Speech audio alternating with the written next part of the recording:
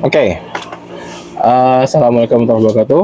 Waalaikumsalam. Kembali lagi bersama saya Wahyu dan Mas Faris. Kita berada di ketinggian berapa ini Mas Faris? 1000 kayaknya lebih. 1000 km. Ini spesial karena podcast tatap muka pada pagi hari ini kita ada di alam bebas. Jadi bisa lebih merasakan gimana sensasi di ketinggian seperti itu. Nah, ngomong-ngomong soal ketinggian Mas Faris, banyak yang saya tahu ya, itu anak-anak muda zaman sekarang itu merasa mereka lebih tinggi daripada orang lain.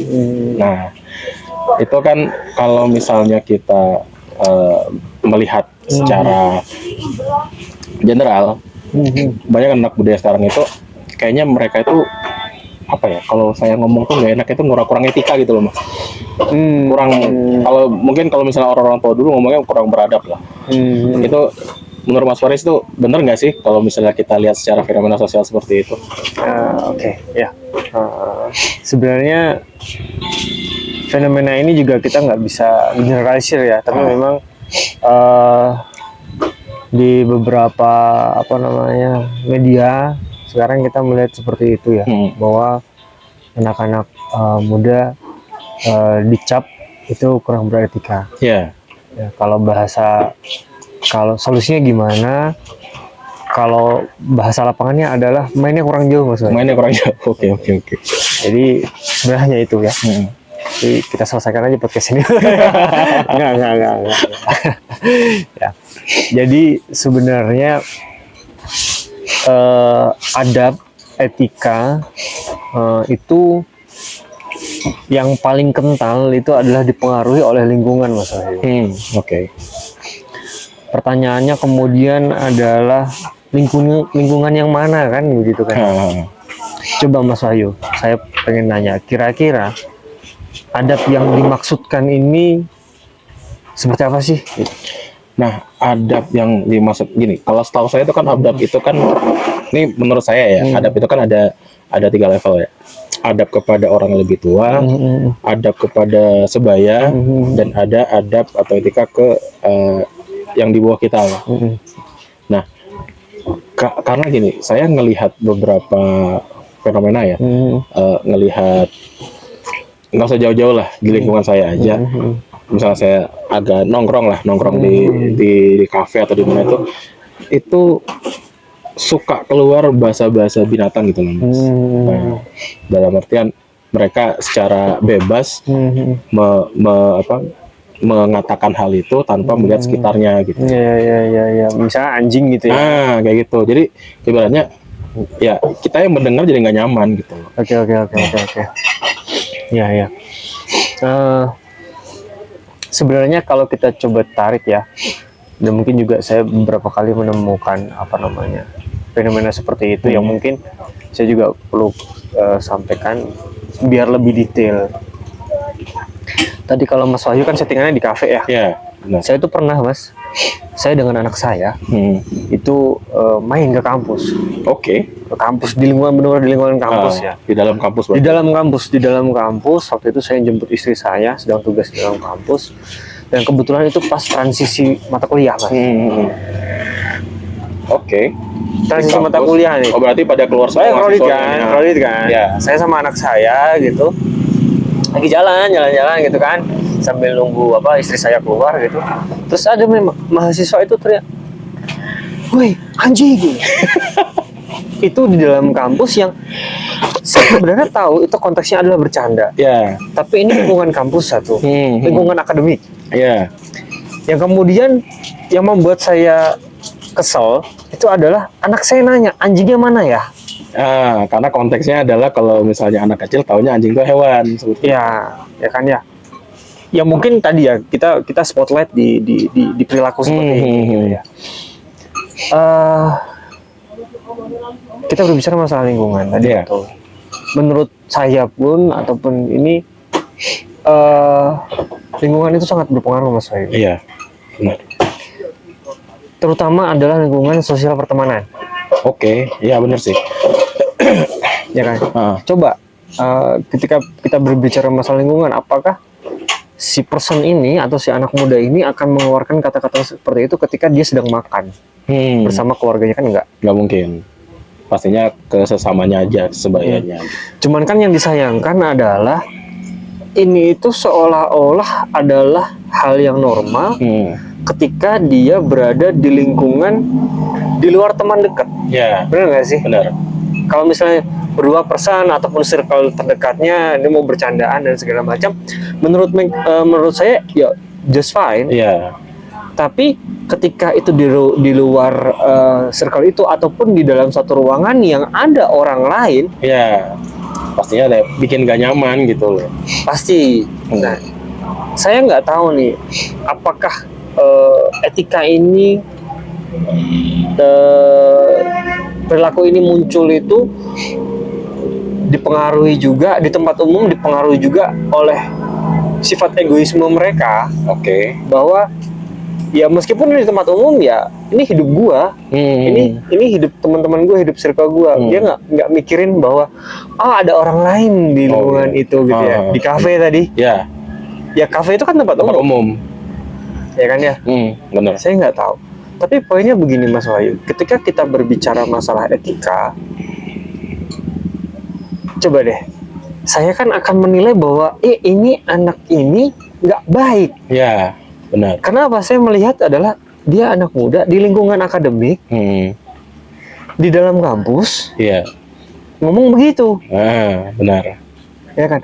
Tapi giliran nanti posisinya adalah judgement yang saya spontan ini, saya lekatkan pada dirinya bahwa si fulan, si fulanah, si A, si B itu nggak beretika. Ya. Mereka nggak terima.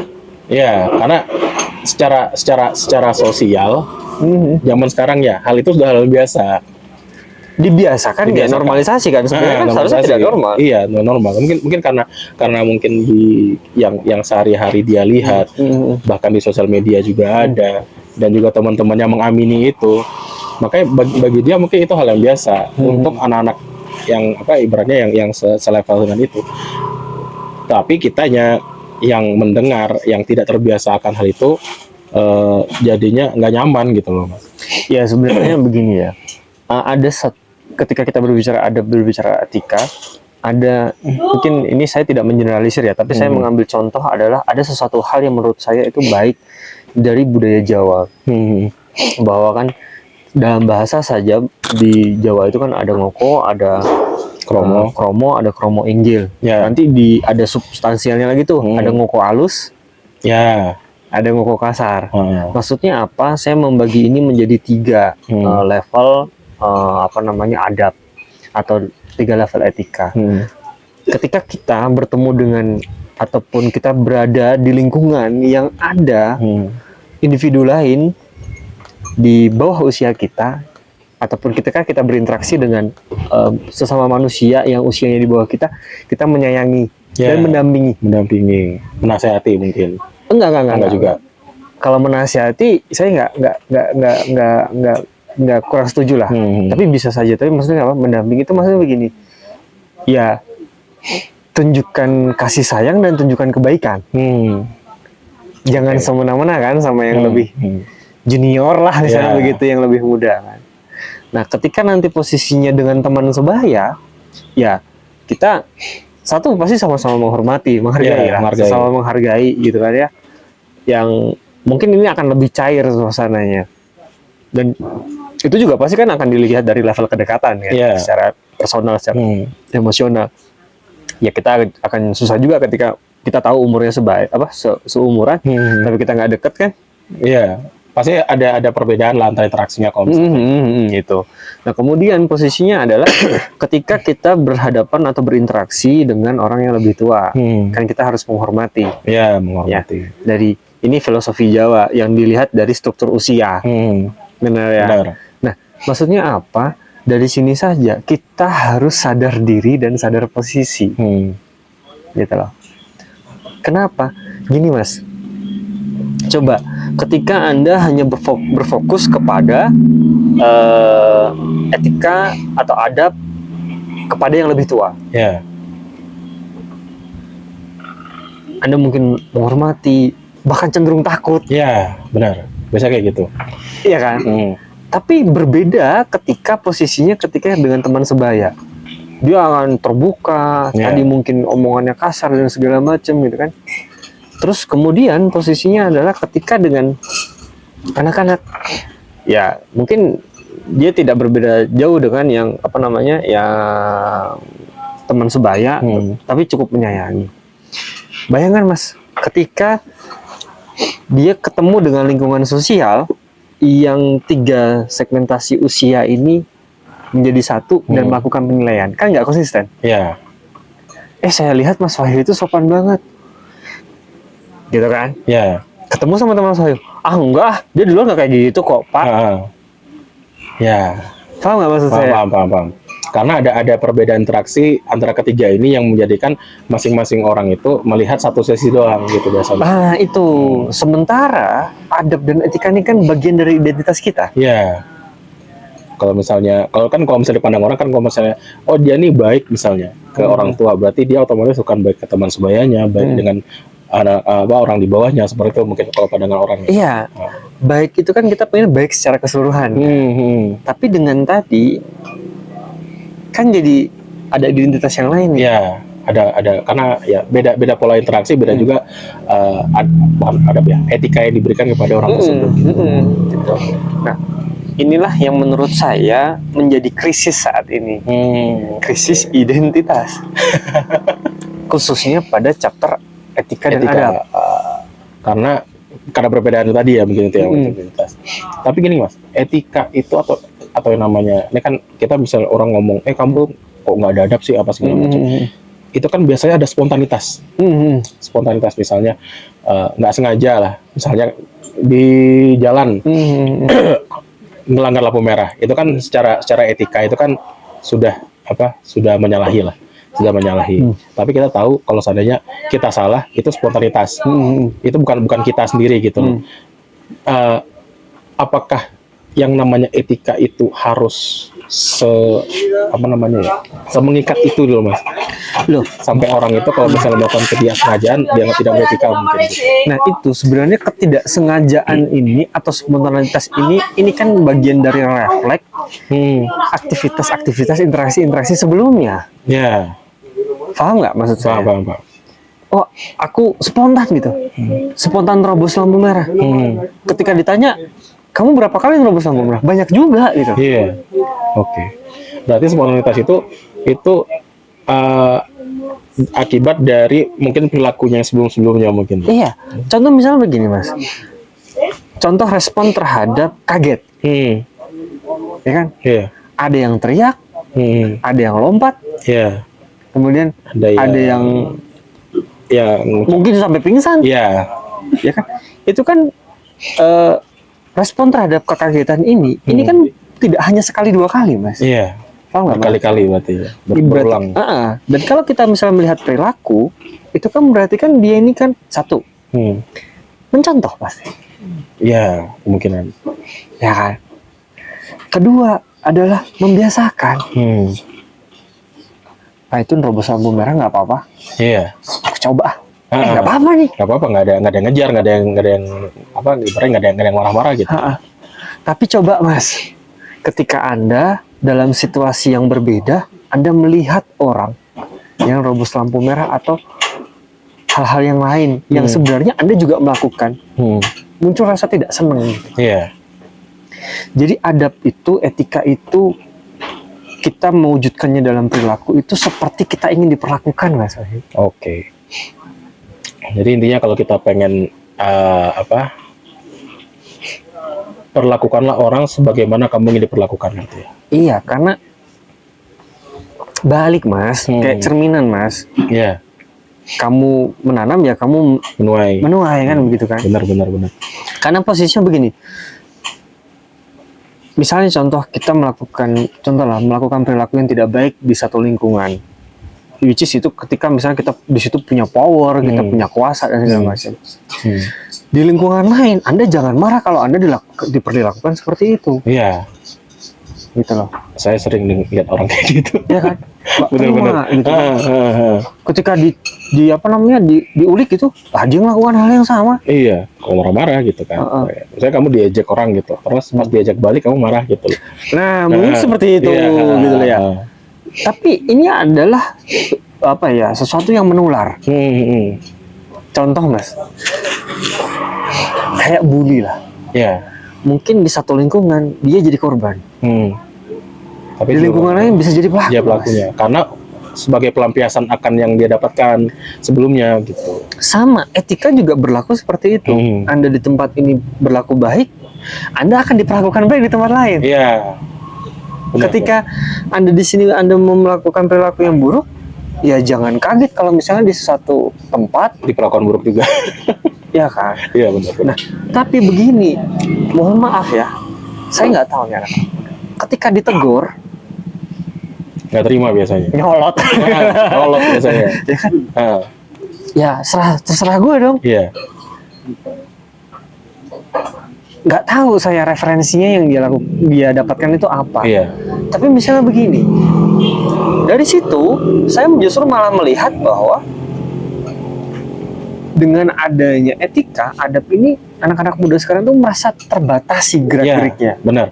Jadi dalam artian gini, mereka merasa bahwa ngapain kayak gini? Aku pengen bebas aja gitu loh. Aku pengen pengen melakukan apa yang ku suka tanpa harus bukan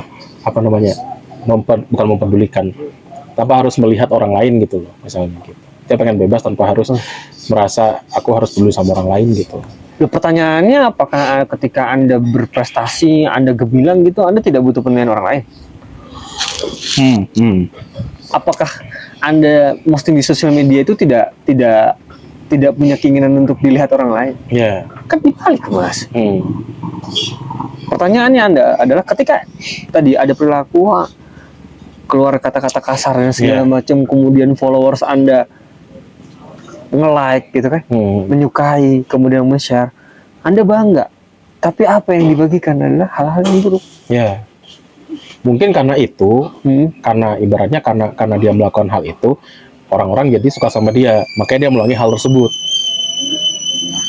Ya nggak salah sih ya. Iya. Maksudnya itu konsumsi di Sosial media. di sosial media. Tapi yang perlu saya coba untuk menganalisa adalah, coba deh Mas, anak muda nih yang terkenal di sosial media dengan nyablak ya. Iya. Cowok misalnya. Udah terkenal gitu kan, udah sukses. Dia pengen ngelamar cewek. Oke. Orang tua ceweknya tahu sosial media, melihat kontennya begitu, kira-kira diterima nggak? Kalau misalnya orang tuanya beretika ya, beradab, mungkin nggak terima. Nah, itu maksud saya. Kalau misalnya orang tuanya mementingkan adab dan perilaku segala macam, mungkin nggak terima. Dan dia butuh waktu yang cukup banyak untuk menjelaskan bahwa itu hanya konten. Iya pasti. Ayo, bener kan? Karena untuk zaman sekarang ini kan, bisa ngomong ini hanya konten, hanya bercanda segala macam. Ibaratnya disclaimer banyak banget gitu. Iya, dan kamu butuh effort ketika ke jenjang hal yang lebih serius. Iya benar. Jadi harus kerja 2 kali lah kalau orang ngomong gitu. Makanya tadi saya bilang bahwa etika itu identitas. Ketika misalnya Anda melakukan sesuatu hal demi konten, demi materi lah, kalau kita tuduh poin di situ, kemudian Anda harus punya identitas lain untuk membangun lingkungan personal. Capek kan hidup kita. Iya benar. Tapi nggak tahu ya, ada orang yang ambil konsekuensi seperti itu. Ada, biasanya ada karena dia merasa bahwa ya ini kerjaan saya seperti itu. Kalau saya sih sebenarnya capek, tapi ya oke lah. Maksudnya begini teman-teman, dari etika ini kita itu sama sekali tidak dibatasi. Karena apa? Prinsipnya adalah berlakulah seperti kamu ingin diperlakukan. Pernah nih ada case, contoh lah, etika nulis WA Mas. Ya, biasa dari mahasiswa ke dosen biasanya gitu. Ya kan ya. Iya. Bapak hari ini longgar nggak? Saya selonggar hari ini, saya di kampus hari ini. Kapan saya bisa skripsi? Bisa bimbingan skripsi? Iya. Itu kalau misalnya dosen yang ngeliat, apaan nih? Kamu tidak beradab sekali, masih dibalasnya kayak gitu. Sometimes keadaan itu akan berbalik. Ya, oke. Balik ke dia lagi, misalnya ada Iya. misalnya ada orang yang nge-WA atau apa nggak kurang beretika lah, seperti itu. Iya kan? Satu saat Anda akan mendapatkan itu kembali kepada Anda. Pertanyaannya adalah, Anda paham nggak pelajarannya apa? Oke. Ya. Maksudnya apa? Aku dulu pernah melakukan Ini. hal ini. Aku dulu pernah berada di fase ini. Ternyata semenyakitkan ini ya rasanya. Nggak enak loh, ternyata diperlakukan tidak beradab gitu, tidak beretika gitu. Iya, yang ujung-ujungnya adalah penyesalan. Kemudian berpikir bagaimana memperbaiki ini semua. Ya benar. Tapi PR-nya sudah banyak.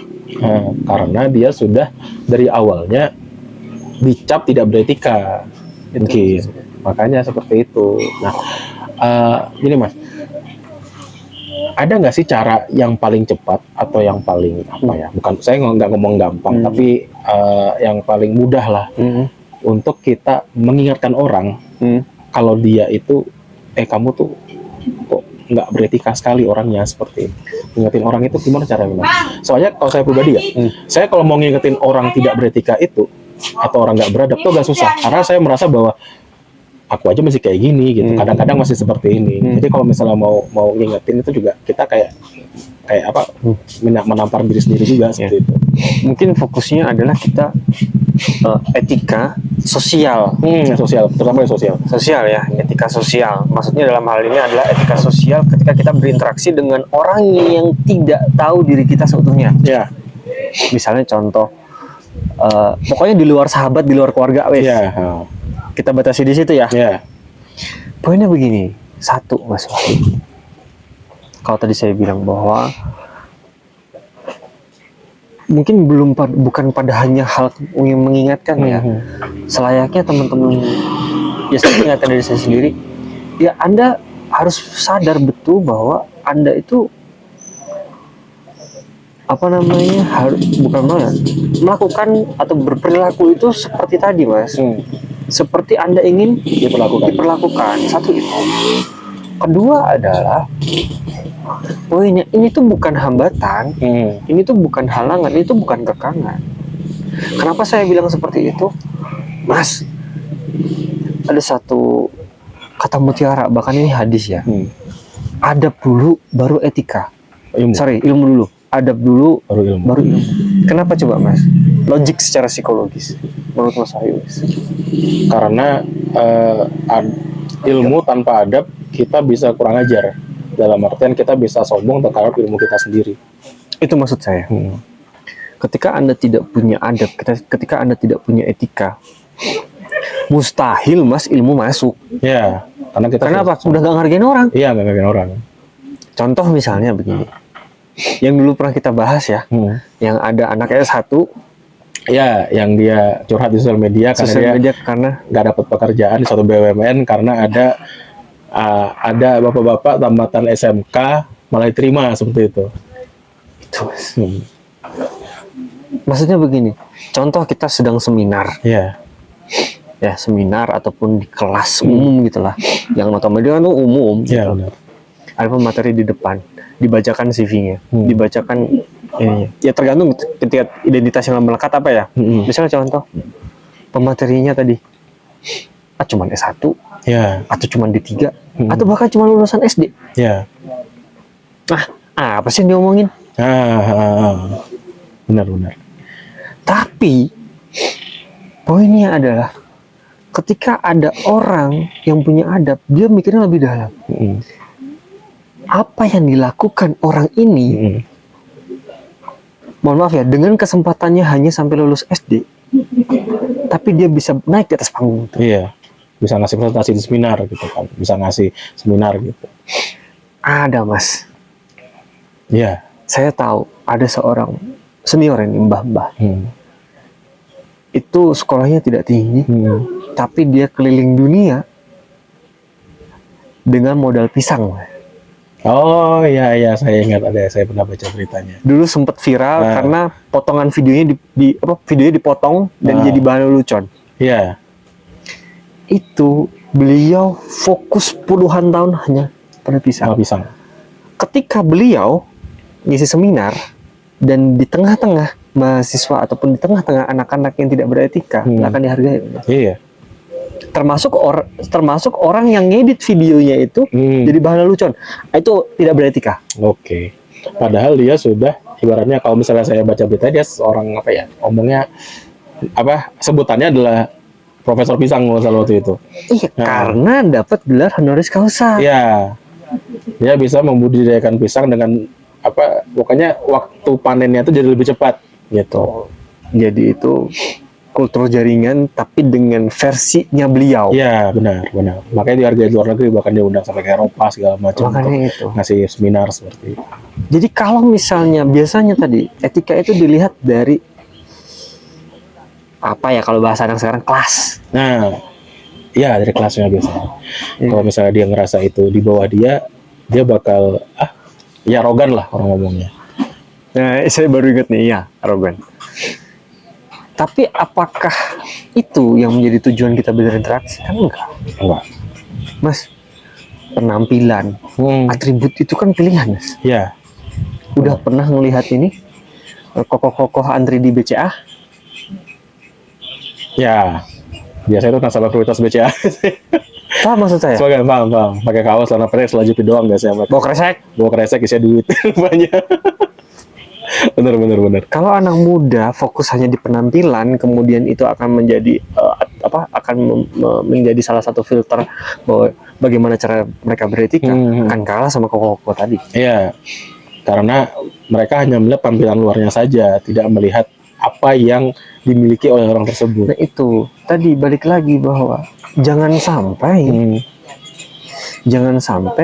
identitas-identitas yang tidak baik itu keluar menurut saya. Tuhan itu udah bener loh, nutupin aib. Malah kamu buka di sosial media. Iya kan? Benar. Bener kan? Iya. Tuhan sudah baik dengan menutup aib kita, tapi malah kita buka sendiri di feed Instagram kita. Iya kan? Gitu. Nah maksudnya begitu Mas Wahyu. Jadi kalau pesan saya dengan teman-teman yang mendengarkan ini, tidak 100% saya baik, tidak 100% Mas Wahyu baik, tapi begini, coba menjadi orang yang baik. Di semua lingkungan, baik itu orang yang tidak kenal, baru kenal, keluarga sudah kenal lama, harus baik. Bahkan pun mungkin teman-teman di luar sana kepada bawahan, ya kan? Kepada adik-adik seni apa junior. Inilah tunjukkan rasa sosial, respect. Iya, kadang-kadang itu yang kurang dimiliki, rasa respect, menghormati orang lain gitu, yang agak susah. Mungkin itu bahasa yang paling gampang ya untuk saat ini. Iya benar. Respect dan arogan. Nah ini nih. Itu sangat bertentangan itu. Bertentangan ya. Respect sama arogan itu. Tapi untuk Anda yang semua sekarang tergila-gila dengan personal branding, branding sosial media, hargailah orang lain. Cukup itu aja. Seperti Anda ingin dihargai. Kalau misalnya Anda tidak bisa menghargai, cukup diam kan? Kalau misalnya tidak bisa mengatakan hal yang baik, maka diamlah gitu. Gitu. Bahkan pun latihannya adalah mengganti kata-kata yang kurang baik itu dengan kata yang lebih baik. Minimal netral lah. Netral. Bisa kamu kagetin gitu kan? Kagetin. Istighfar mungkin kan. Yang Islam ini istighfar gitu kan ya. Ya Tuhan, atau apalah gitu. Jangan anjing. Ya jangan apa ayam. Gitu. Carilah kata-kata yang walaupun kita kaget, carilah kata-kata yang positif lah. Mungkin siapa sebutin orang yang tersayang.